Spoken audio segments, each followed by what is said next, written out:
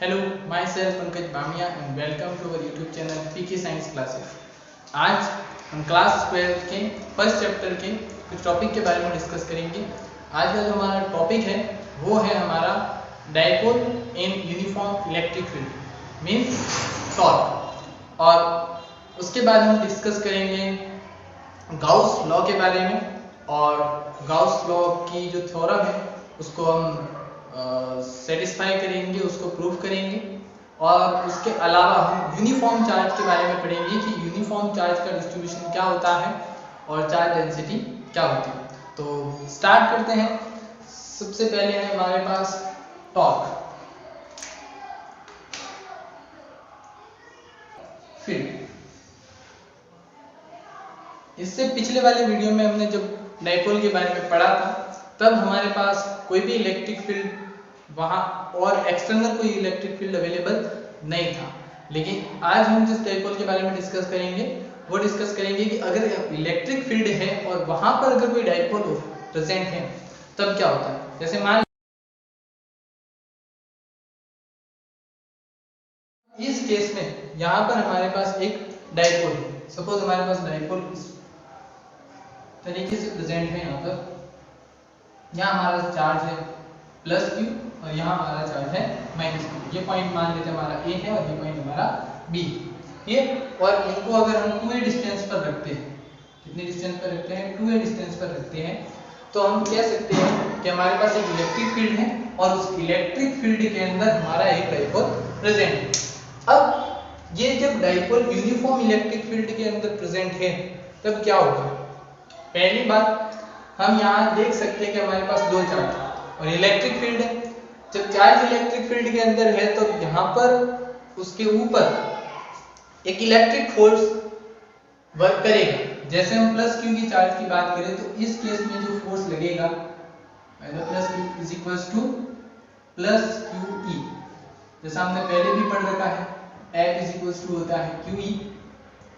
Clear. तो यहाँ पर जो फोर्स की डायरेक्शन होगी ये आपको ध्यान रखना है कि जब अगर हमारे पास प्लस क्यू चार्ज है तो उस पर जो फोर्स की डायरेक्शन होती है वो इलेक्ट्रिक फील्ड की डायरेक्शन में होती है, और जो माइनस क्यू चार्ज होता है यानी नेगेटिव जो चार्ज होता है उस पर जो इलेक्ट्रिक फोर्स की जो डायरेक्शन होती है वो इलेक्ट्रिक फील्ड की डायरेक्शन की जस्ट ऑपोजिट होती है। यानी इस केस में फोर्स की डायरेक्शन देखी जाए तो ये होगी हमारे पास, और अगर इस केस में देखा जाए तो यहाँ पर फोर्स की डायरेक्शन ये होगी। ठीक। और अगर हमारे पास यहाँ की फोर्स की बात करें तो यहाँ हमारा फोर्स होगा माइनस क्यू ई। क्लियर। तो जब हमारे पास कोई यूनिफॉर्म इलेक्ट्रिक फील्ड है और वहां पर अगर कोई डाइपोल होता है तो सबसे पहले क्या होता है, वहां पर दोनों चार्ज के ऊपर फोर्स लगता है और उन दोनों फोर्स की डायरेक्शन क्या होती है, अपोजिट होती है। जब यहाँ पर इस तरीके से फोर्स की डायरेक्शन इस डायरेक्शन में भी है और इस डायरेक्शन में भी है, तब देखा जाए तो हमारे पास फोर्स की डायरेक्शन है, इलेक्ट्रिक फील्ड की डायरेक्शन हम बात करते हैं, हम इस इलेक्ट्रिक डाइपोल की डायरेक्शन क्या होगी। तो हमने पढ़ रखा है इलेक्ट्रिक डाइपोल की डायरेक्शन वही होती है, क्या होती है, minus Q two plus Q. तो ये हमारा माइनस क्यू है, ये हमारा प्लस क्यू है, तो इसकी डायरेक्शन ये होगी हमारे इलेक्ट्रिक डाइपोल की डायरेक्शन। अगर मान लो ये चार्ज हमारा माइनस प्लस क्यू यहाँ होता और माइनस क्यू यहाँ होता तो इलेक्ट्रिक डाइपोल की डायरेक्शन ये होती है। जैसे हम समझ सकते हैं अगर हमारे पास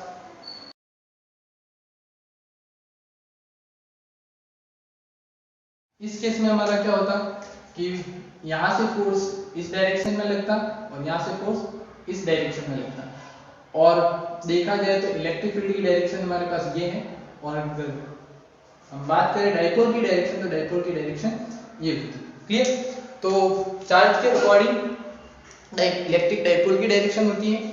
अब बात करते हैं इसी पॉइंट की कि हमारे पास इलेक्ट्रिक फील्ड है, वहां पर एक इलेक्ट्रिक डाइपोल है, और वहां पर हमने डिस्कस किया कि यहाँ पर दोनों चार्ज के ऊपर क्योंकि इलेक्ट्रिक फील्ड के अंदर चार्ज है तो इन पर फोर्स लगेगा, इस पर इस डायरेक्शन में लगता है, इस पर फोर्स इस डायरेक्शन में लगता है।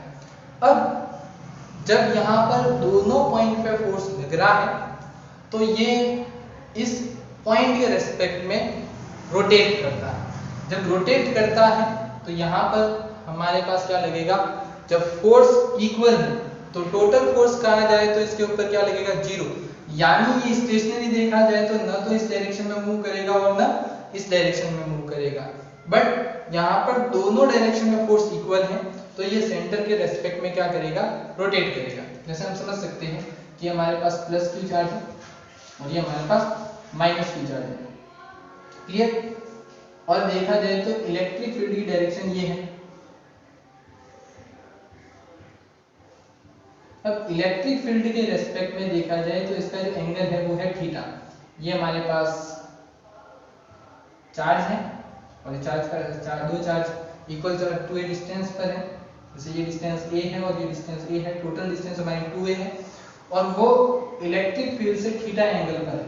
तब यहाँ पर भी फोर्स लगेगा, यहाँ पर भी फोर्स लगेगा और दोनों पर फोर्स लगेगा, तो ये इस O पॉइंट के रेस्पेक्ट में, मिड पॉइंट O के रेस्पेक्ट में क्या करेगा, रोटेट करेगा। जब ये रोटेट करेगा तो इस पे फोर्स नहीं लग करके इस पे लगेगा टॉर्क, क्लियर। तो यहाँ से हम टॉर्क कैलकुलेट कर सकते हैं कि इसके ऊपर जो टॉर्क लगेगा, और टॉर्क का फॉर्मूला क्या होता है जानते हो, force into perpendicular distance, clear. तो यहाँ पर देखा जाए तो फोर्स जो लग रहा है वो हमारा फोर्स लग रहा है कितना, QE। इधर से भी देखा जाए तो QE, तो फोर्स है हमारा QE, तो हम फोर्स कह सकते हैं QE है। और जो परपेंडिकुलर डिस्टेंस है वो हमारी, परपेंडिकुलर डिस्टेंस निकालते हैं। जैसे हम परपेंडिकुलर डिस्टेंस निकालना चाहते हैं तो देखा जाए तो हमारे पास ये जो एंगल है इस एक्सिस के रेस्पेक्ट में ये है थीटा, क्लियर।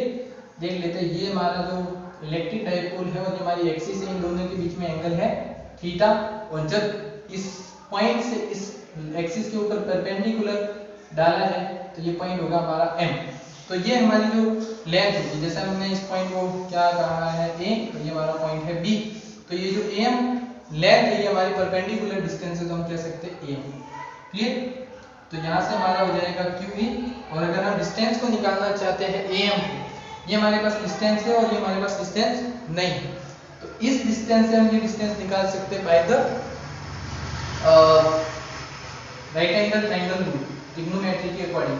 तो हम कह सकते हैं ये हमारी AM होगी, वो होगी, ये हमारे पास 2 है, ये थीटा है, थीटा के सामने वाला angle perpendicular, perpendicular upon hypotenuse हमारा होता है sin थीटा, क्लियर। तो हमारा हो जाएगा AM upon AB is equals to sin theta. तो हम कह सकते हैं AM is equals to AB sin theta. तो हम कह सकते हैं AM is equals to, AB की डिस्टेंस हमारे पास 2 है, तो हम कह सकते हैं 2a sin थीटा, क्लियर। ये हो जाएगा हमारे पास 2a sin थीटा, क्लियर। अब हम इसको साथ में लेते हैं, तो जैसे देखा जाए तो हमारे पास Q और 2a इन दोनों से मिल करके क्वांटिटी बनती है Q into 2a sin theta, QA E sin theta, clear. तो ये हमारे पास टॉर्क होगा। अब Q इंटू 2a हमने पहले पढ़ रखा है, Q इंटू 2a होता है हमारा इलेक्ट्रिक डाइपोल, तो हम लिख सकते हैं Q इंटू 2a जो हमारा है वो है डाइपोल, और ये हमारे पास E sin थीटा। अगर हम देखा जाए, देख सकते हैं ये हमारा जो P है और ये हमारा E है, क्लियर। इन दोनों के बीच का जो एंगल है वो sin थीटा, तो हम कह सकते हैं जब sin थीटा लगता है तो हम इस क्रॉस प्रोडक्ट में फॉर्म में लिख सकते हैं, यानी यूनिफॉर्म फॉर्म में लिखे तो इसे हम कह सकते हैं यानी torque is the cross product of electric dipole moment and electric field, यानी it is a cross product,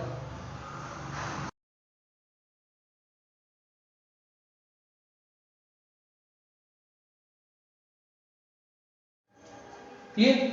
तो हम कह सकते हैं, एक बार इसको रिपीट करते हैं, कि अगर हमारे पास कोई यूनिफॉर्म इलेक्ट्रिक फील्ड है, उसके अंदर हमने किसी डाइपोल को रखा है, तो दोनों चार्ज के ऊपर इलेक्ट्रिक फोर्स लगता है, उन दोनों फोर्स की डायरेक्शन अपोजिट होती है, जिसकी वजह से नेट फोर्स यहाँ पर होता है 0। याद रखना, नेट फोर्स 0 होता है, तो ये ना तो इस डायरेक्शन में मूव करता है ना इस डायरेक्शन में मूव करता है, बट दोनों जगह इक्वल अमाउंट ऑफ फोर्स लगता है, जिसकी वजह से ये इस मिड पॉइंट के रेस्पेक्ट में रोटेट करता है। जब ये रोटेट कर रहा है तो फोर्स की एक क्वांटिटी होती है रोटेशनल मोशन में जो हमने 11th क्लास में पढ़ी है, इट इज टॉर्क। तो यहाँ पर हमारे पास टॉर्क लगेगा जो कि होगा फोर्स इनटू डिस्टेंस। उसके बाद में हमने कैलकुलेट किया तो हमारे पास फॉर्मूला मिला टॉर्क का, electric dipole moment cross electric field. तो इसकी यूनिट की बात करें तो टॉर्क की यूनिट हमने पहले ही पढ़ रखी है, यूनिट क्या होती है, न्यूटन इनटू मीटर। क्लियर। अब हम बात करते हैं चार्ज डिस्ट्रीब्यूशन की। क्लियर। तो मैं कर देता हूं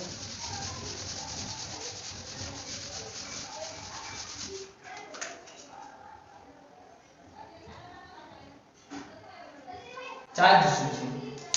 अगर हमें आगे के बारे में डिस्कस करना है कि चार्ज जो होता है किसी भी ऑब्जेक्ट पे कैसे डिस्ट्रीब्यूट होता है, तो चार्ज दो तरीके से डिस्ट्रीब्यूट हो सकता है। या तो चार्ज किसी बॉडी पर यूनिफॉर्मली यानी उस बॉडी पर हर जगह चार्ज एक जैसे डिस्ट्रीब्यूट हो रखा है। दूसरा ये हो सकता है कि वो चार्ज उस पर कहीं पर ज्यादा कहीं पर कम यानी अनइवन डिस्ट्रीब्यूट है। तो हम बात करेंगे, हम केवल उन बॉडी के बारे में डिस्कस करते हैं जहां पर चार्ज यूनिफॉर्मली डिस्ट्रीब्यूट होता है।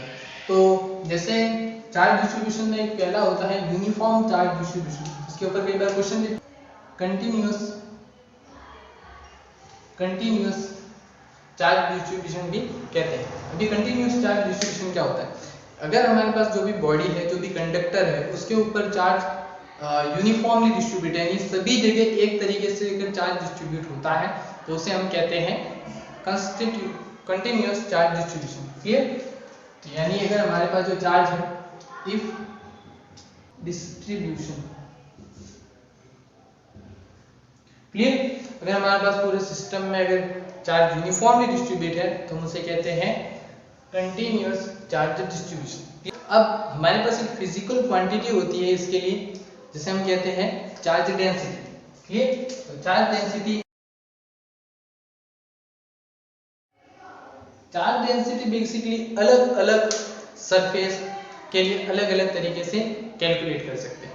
जैसे हमारे पास हो सकता है जो भी ऑब्जेक्ट है वो 1D में है, अगर लीनियर है तो चार्ज डेंसिटी अलग होगी।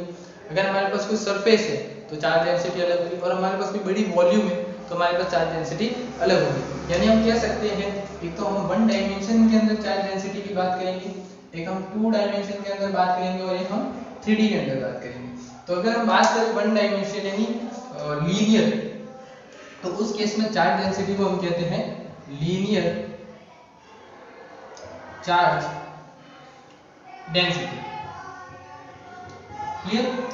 अगर हम बात करें 2D के अंदर तो उसे हम कहते हैं surface charge density, surface charge density. Clear. अगर हम किसी 3 डायमेंशनल ऑब्जेक्ट की बात करते हैं, जैसे हमारे पास हो सकता है स्फीयर हो, क्यूब हो, क्यूबॉइड हो, तो उस केस में हम कह सकते हैं वॉल्यूम, उनके लिए हमें क्या निकालना पड़ेगा, वॉल्यूम चार्ज डेंसिटी। क्लियर। यानी हम किसी एक हिस्से की अगर डेंसिटी निकाल सकते हैं तो हम कह सकते हैं कि पूरे सिस्टम के अंदर कितना चार्ज होगा। क्लियर। जैसे हम लीनियर चार्ज डेंसिटी की बात करें तो लीनियर चार्ज डेंसिटी को हम लैम्डा से रिप्रेजेंट करते हैं। क्लियर। तो लीनियर चार्ज डेंसिटी क्या होगी, जैसे हमारे पास हम समझ सकते हैं, हमारे पास जैसे ये एक वायर है जिसे हम कह सकते हैं एक लीनियर ऑब्जेक्ट है। क्लियर। तो जैसे मान लेते हैं कि हमारे पास एक छोटी सी लेंथ है जिसे हम कह सकते हैं हमारे पास डेल्टा एल लेंथ है, और वहां पर जो चार्ज है वो हमारे पास अगर मान लो डेल्टा क्यू चार्ज है, तो अगर इस छोटे से हिस्से से हम पूरे हिस्से के अंदर कितना चार्ज है ये पता कर सकते हैं। तो इस छोटे से हिस्से पर हमारे पास चार्ज डेंसिटी जो होगी वो होगी हमारे पास delta Q upon delta L. ठीक। तो ये होगी हमारे पास लीनियर चार्ज डेंसिटी। अगर इसकी यूनिट की बात करें तो यूनिट हम कह सकते हैं कूलम पर मीटर। तो कूलम पर मीटर। अगर हम बात करें कि यहाँ से हम टोटल चार्ज कैसे निकाल सकते हैं, तो total charge according to formula lambda into delta है, लैम्डा इनटू डेल्टा। ये इसी तरीके से हम बात करते हैं किसी सरफेस की, जैसे मान लेते हैं हमारे पास एक बहुत बड़ी सरफेस है, वहां का छोटा सा एरिया लेते हैं हम, जैसे मान लेते हैं हमारे पास डेल्टा ए जो कि एरिया है इस छोटी सी सरफेस का, और यहाँ पर जो हमारे पास चार्ज है मान लेते हैं हमारे पास डेल्टा क्यू चार्ज है। तो वहां की जो सरफेस चार्ज डेंसिटी होगी उसे हम सिग्मा से रिप्रेजेंट कर सकते हैं। सिग्मा का सिंबल है तो ये होगा हमारे पास delta Q upon delta A. अगर हम इसकी यूनिट की बात करें तो यूनिट हमारे पास होगी कूलम्ब पर मीटर स्क्वायर। और अगर हम बात करें यहाँ से टोटल चार्ज की, तो टोटल चार्ज हमारे पास होगा डेल्टा ए इस साइड में चला जाएगा sigma into delta A. Clear. इसी तरीके से हम किसी वॉल्यूम की बात करें, यानी हमारे पास 3D स्ट्रक्चर है, जैसे मान लें एक स्फीयर है, स्फीयर के अंदर ये छोटा सा पार्ट है। क्लियर। तो हम इस छोटे से पार्ट की अगर वॉल्यूम निकालें तो डेल्टा वी वॉल्यूम पर अगर हमारे पास चार्ज है डेल्टा क्यू, तो उस केस में हमारे पास जो वॉल्यूम चार्ज डेंसिटी होगी जिसे हम रो से रिप्रेजेंट करते हैं, वो हमारा हो जाएगा delta Q upon delta we. अगर हम इसकी यूनिट की बात करें तो हमारे पास यूनिट होगी कूलम्ब पर वॉल्यूम मीटर क्यूब, सो कूलम्ब पर मीटर क्यूब। अगर हम बात करें इससे टोटल चार्ज कैसे निकाला जाएगा, तो total charge is equal to rho into delta V. Clear. ये होता है हमारे पास चार्ज डिस्ट्रीब्यूशन, जिसे हम फिजिकल क्वांटिटी चार्ज डेंसिटी के थ्रू रिप्रेजेंट कर सकते हैं। वन डायमेंशन के अंदर लीनियर, 2D के अंदर सरफेस और 3D के अंदर वॉल्यूम चार्ज डेंसिटी। क्लियर। अब हम बात करते हैं सबसे important Gauss law. Clear. Gauss law की बात करते हैं, हम गाउस थ्योरम भी कह सकते हैं। तो गाउस लॉ की बात करते हैं। गाउस लॉ क्या है? तो गाउस लॉ को हम ऐसे कह सकते हैं कि जैसे हमारे पास एक इलेक्ट्रिक फील्ड है। ठीक। अब उस इलेक्ट्रिक फील्ड के अंदर हम कोई भी एक ऑब्जेक्ट लेके जाते हैं, जैसे मान लेते हैं कि हमारे पास चारों तरफ इलेक्ट्रिक फील्ड है और वहां पर ये हमारा ऑब्जेक्ट है। क्लियर। तो इस ऑब्जेक्ट की बात करें तो यहाँ पर इस ऑब्जेक्ट, ये ऑब्जेक्ट जो है हमारा 3 डायमेंशन में होना चाहिए। क्लियर। तो अगर हमारे पास कोई 3 डायमेंशन में ऑब्जेक्ट है, यानी 3D ऑब्जेक्ट है, तो यहाँ पर इसकी जितनी सरफेस है उनको हम क्लोज सरफेस कहेंगे। तो इस क्लोज सरफेस से रिलेटेड जो भी हमारा नेट फ्लक्स होगा, नेट इलेक्ट्रिक फ्लक्स जो होगा, वो इस 3 डायमेंशन के अंदर जितना चार्ज है, क्लियर, उस चार्ज का 1 अपॉन एप्सिलॉन नॉट होगा। क्लियर। गाउस लॉ जो है वो इलेक्ट्रिक फ्लक्स और नेट चार्ज के बीच में एक रिलेशन है। क्लियर। तो अब इसका स्टेटमेंट लिख देते हैं पहले कि गाउस लॉ क्या कहता है। Gauss law according to this law, clear, तो हम कह सकते हैं कि हमारे पास जो सरफेस है, यानी जो भी हमारे पास बॉडी है, जैसे हमारे पास मान लेते हैं ये बॉडी है। क्लियर। इस बॉडी के आसपास में ये इलेक्ट्रिक फील्ड के अंदर है, जैसे मान लेते हैं इसके चारों ओर में इलेक्ट्रिक फील्ड है। अब इस इलेक्ट्रिक फील्ड के अंदर ये जो हमारे पास सरफेस है, इस सरफेस से जितना भी नेट फ्लक्स जाएगा, यानी यहाँ से जितना भी इलेक्ट्रिक फील्ड के अंदर है तो यहाँ से इलेक्ट्रिक फील्ड लाइन जाएगी, मतलब यहाँ से जो भी नेट फ्लक्स जाएगा, वो नेट फ्लक्स जो होता है जिसे हम फाई से रिप्रेजेंट करते हैं, फाई ई, वो जो होगा इसके अंदर जितना भी चार्ज है इसके अंदर, यानी चार्ज इनसाइड, उसका 1 अपॉन एप्सिलॉन नॉट मल्टीपल होगा। ये हमारा होता है गाउस लॉ। क्लियर। तो ये जो गाउस लॉ है ये इसका मैथमेटिकल रिप्रेजेंटेशन है। क्लियर। अब बात करते हैं इससे रिलेटेड इंपॉर्टेंट बातें, यानी अगर हमें कोई इलेक्ट्रिक फ्लक्स का फॉर्मूला क्या होता है, तो हमें पता है इलेक्ट्रिक फ्लक्स का जो फॉर्मूला होता है वो होता है हमारा E डॉट ds। क्लियर। अगर हम इसको और फॉर्म में लिखें, तो अगर किसी क्लोज सरफेस के लिए, जैसे हमारे पास 3 डायमेंशन जो भी सरफेस होती है वो सारी क्लोज सरफेस होती है, तो क्लोज सरफेस के लिए जो इलेक्ट्रिक फ्लक्स निकाला जाता है वो एक क्लोज सरफेस इंटीग्रल के थ्रू, यानी E डॉट ds के थ्रू निकाला जाता है। क्लियर। तो ये होता है हमारा क्लोज सरफेस इंटीग्रल, यानी हमें अगर कोई पूछे कि क्लोज सरफेस के लिए तो इसका इलेक्ट्रिक फ्लक्स क्या होगा, तो वो होगा हमारा close surface integral of E dot ds। Clear. तो हम कह सकते हैं कि जो हमारा Q एप्सिलॉन नॉट है वो एक तो होता है हमारा E डॉट ds, और अकॉर्डिंग टू गाउस कह सकते हैं हम Q, जिसे हमें U Q अपॉन एप्सिलॉन, इस तरीके से हम लिख सकते हैं। ये होता है हमारा गाउस लॉ। अब गाउस लॉ से रिलेटेड बहुत सारी इंपॉर्टेंट बातें जो हमें ध्यान रखनी है। क्लियर। जैसे पहली बात कि अगर हमारे पास कोई सरफेस है, वहां पर अंदर चार्ज है Q और ये मैंने एक क्लोज सरफेस बना दी, इलेक्ट्रिक फील्ड जो होगा उस इलेक्ट्रिक फील्ड के अंदर ये हमारे पास एक सरफेस है, क्लोज सरफेस है, इस क्लोज सरफेस के अंदर एक चार्ज है Q। अब इस चार्ज की बात करें तो यहाँ पर जो के ऊपर जो इलेक्ट्रिक फ्लक्स होगा वो होगा हमारा Q upon epsilon not. Clear. अगर मान लो मैं इस सरफेस को बड़ा कर देता हूं ये, तो भी हमारा Q अपॉन एप्सिलॉन नॉट होगा। क्लियर। अगर हम बात करें इससे बड़ी सरफेस की तो भी हमारे पास Q अपॉन एप्सिलॉन नॉट। यानी हम कह सकते हैं कि किसी बॉडी के अंदर चार्ज कितना है उस पर डिपेंड करता है हमारा इलेक्ट्रिक फ्लक्स। यानी हमारे पास शेप कोई भी हो, साइज कोई भी हो, उससे कोई फर्क पड़ता नहीं है। फर्क किससे पड़ता है कि उसके अंदर नेट चार्ज कितना है। क्लियर। तो हम कह सकते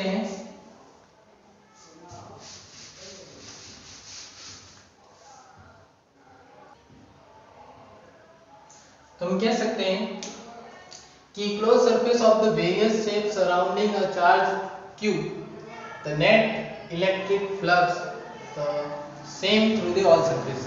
यानी अगर हमारे पास एक चार्ज है प्लस Q, ठीक, अब वो प्लस Q किसी भी शेप के अंदर हो, उसका जो इलेक्ट्रिक फ्लक्स होगा, नेट इलेक्ट्रिक फ्लक्स, वो क्या होगा, सेम। हम कह सकते हैं कि जैसे हमारे पास अलग अलग बहुत सारी शेप है, जैसे हमारे पास ये स्फेरिकल है, ये हमारे पास एक कॉन है, ये हमारे पास क्यूब है। क्लियर। अब ये सारे 3D स्ट्रक्चर के अंदर मान लेते हैं मेरे पास यहाँ भी चार्ज प्लस क्यू है, यहाँ पे भी चार्ज क्यू है और यहाँ पे भी चार्ज क्यू है। तो यहाँ से देखा जाए तो इलेक्ट्रिक फील्ड ऐसे होगा, पता है, through the from the centre generate होता है तो और आउटवर्ड होता है, तो यहाँ से आउटवर्ड और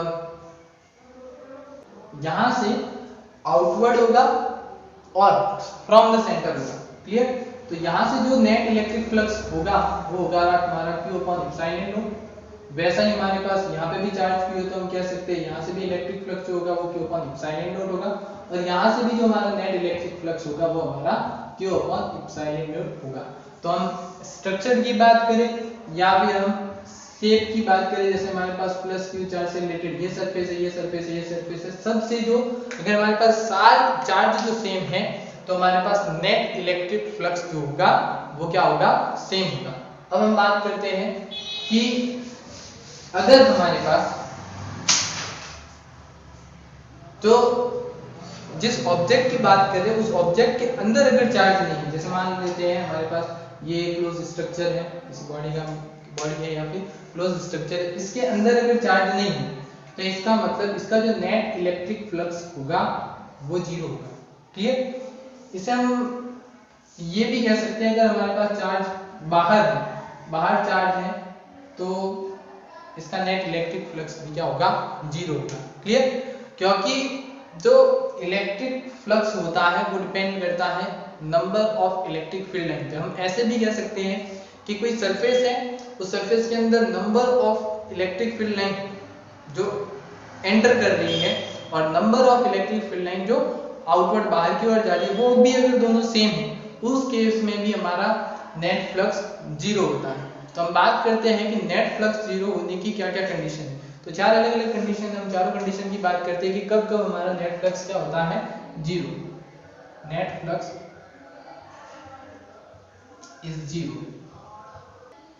तो हम इन चार कंडीशन के केस में कह सकते हैं कि हमारा नेट फ्लक्स जीरो है। पहला कि हमारे पास नेट चार्ज क्या है, जीरो। नेट चार्ज अगर हमारे पास किसी बॉडी के अंदर नेट चार्ज जीरो, जैसे मान लो हो सकता है कि हमारे पास एक बॉडी है उसके अंदर पॉजिटिव चार्ज है 15 कूलम और नेगेटिव चार्ज है वो भी 50 कूलम है, यानी plus 50 coulomb and minus 50 coulomb. Clear. तो अगर हमारे पास ऐसा है तो उस केस में नेट चार्ज अंदर जीरो रहेगा, उस केस में इलेक्ट्रिक फ्लक्स क्या होगा, जीरो। दूसरी कंडीशन जो हमने पहले डिस्कस कर रखी है, no charge on the surface, यानी हमारे पास सरफेस के अंदर अगर कोई भी चार्ज नहीं है तो भी हमारा नेट फ्लक्स क्या होगा, जीरो। तीसरी बात कि अगर हमारे पास ये जो सरफेस है उस सरफेस पर सारे पॉइंट्स के ऊपर अगर हमारा इलेक्ट्रिक फील्ड क्या है, जीरो, यानी सरफेस के ऊपर कोई इलेक्ट्रिक फील्ड है ही नहीं, तो उस केस में हम कह सकते हैं उसका नेट इलेक्ट्रिक फ्लक्स क्या होगा, जीरो। तो चौथी कंडीशन, यानी अगर हमारे पास जितनी number of electric field line enter कर रही है सरफेस में, उतनी ही number of electric field line outward हो रही है फ्रॉम द सरफेस, तो उस केस में भी हमारा इलेक्ट्रिक फ्लक्स क्या होगा, जीरो होगा। क्लियर। अब हम बात करते हैं इस गाउस लॉ के, ये जो हमारे पास ये क्लोज सरफेस है, क्लोज सरफेस को हम गाउसियन सरफेस भी कहते हैं, गाउसियन सरफेस। ये अब हम बात करेंगे ये जो गाउस लॉ है, ये गाउस थ्योरम है, उसको हम प्रूफ, यानी उसका जो उसको हम प्रूफ करते हैं कि गाउस थ्योरम कैसे प्रूफ करें। ठीक है,